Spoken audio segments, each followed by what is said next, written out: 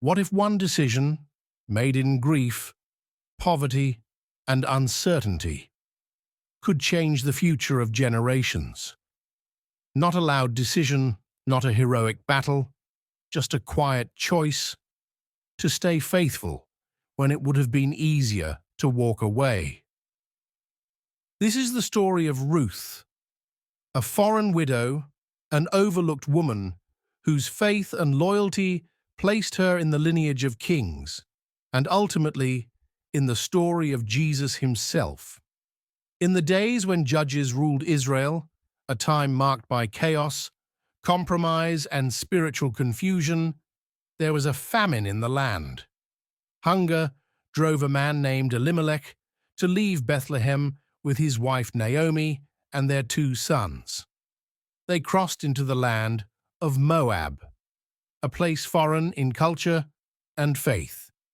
What began as a temporary move turned into a permanent settlement. Then tragedy struck. Elimelech died.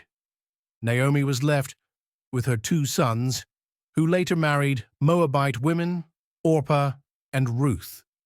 For a moment, life seemed to stabilize, but sorrow returned like a wave crashing harder than the first. Both sons died. 3 widows. No inheritance, no protection, no future, at least not by society's standards. Naomi, broken and bitter, decided to return to Bethlehem after hearing that the Lord had visited his people with food. She urged her daughters-in-law to stay in Moab, to return to their families, to rebuild their lives.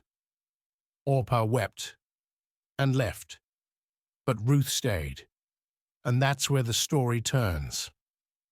Ruth looked at Naomi, this grieving, empty woman with nothing to offer, and made one of the most powerful declarations of loyalty ever spoken. Where you go, I will go. Where you stay, I will stay. Your people will be my people, and your God, my God. This wasn't poetry. It was a sacrifice. Ruth was choosing poverty over comfort, a foreign land over familiarity, faith over security. Together, they arrived in Bethlehem at the beginning of the barley harvest. The town buzzed with whispers, "Is this Naomi?" But Naomi answered with honesty, saying, "Do not call me pleasant, call me bitter, for the Lord has dealt very bitterly with me."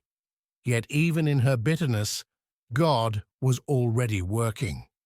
To survive, Ruth went out to glean, picking leftover grain from the fields, a provision allowed for the poor by God's law.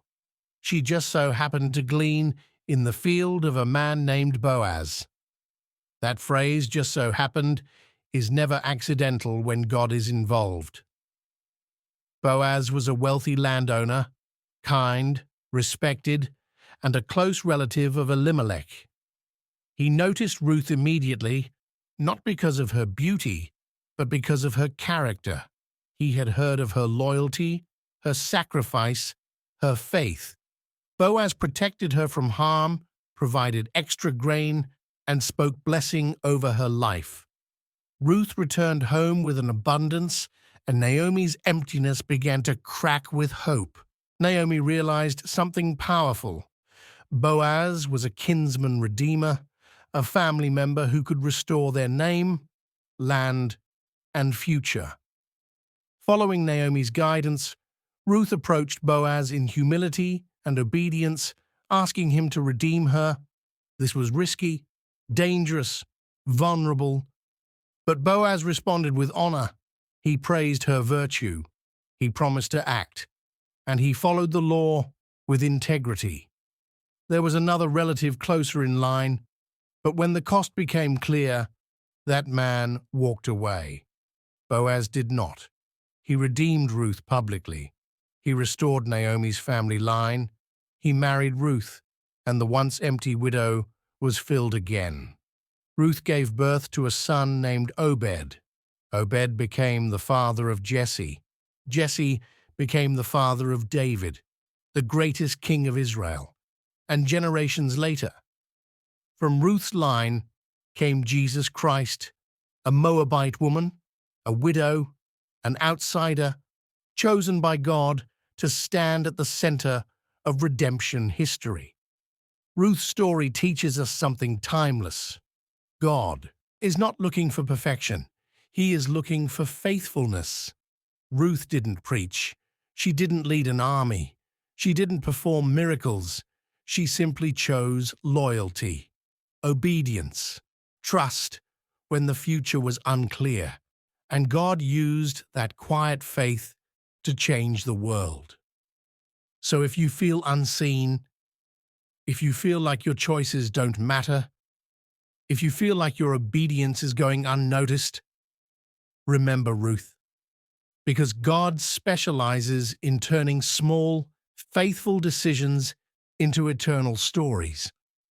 If this story encouraged you, follow for more powerful Bible stories that reveal how God works through ordinary people to accomplish extraordinary purposes.